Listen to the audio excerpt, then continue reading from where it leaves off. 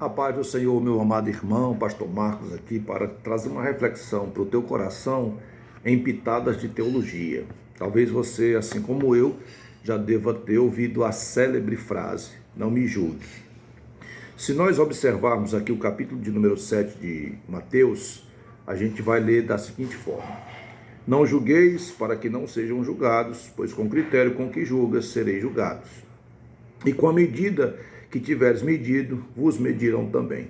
Se nós prestarmos atenção, o Senhor não está nos inibindo a julgar, mas está inibindo a julgar sem critério.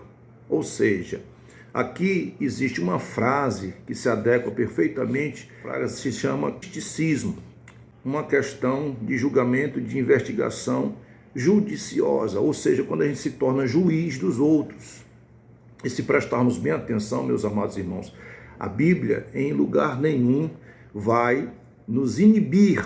Se olharmos o texto, ele vai dizer: não julgueis para não ser julgado. E o texto trata a forma do julgamento, ou seja, o critério como a gente julga. O indivíduo que está julgando é tão errado quanto aquilo que ele condena. Ou seja, se nós prestarmos atenção aqui no verso 5, ele diz: tira primeiro a trave do teu olho, para depois condenar o cisco do teu irmão. E se julgar é errado, o que é que eu posso fazer com aquilo que Paulo nos orienta em 1 Coríntios capítulo 5, versículo 12, quando Paulo nos admoesta a julgar os de dentro, julgar questões corriqueiras do dia a dia. O que é que eu posso fazer também com a orientação de Paulo, de 1 Coríntios, capítulo 2, versículo 15, quando ele diz que quem é espiritual julga todas as coisas e não é julgado por ninguém. E o que é que eu vou fazer também com 1 Coríntios, capítulo 6, versículo 2, quando a Bíblia diz que os crentes, os santos, hão de julgar o mundo. E como eles que vão julgar o mundo não são capazes de julgar coisas ínfimas ou coisas pequenas. Voltando para o eixo do que nós estamos falando, a gente pega aqui no capítulo de número 6 de Mateus e nota que o Senhor vem construindo esse entendimento em nossas almas, quando no capítulo 6 ele vai falar sobre a prática da justiça e a respeito de questões como essas que estão relacionadas a essa socialização entre os irmãos.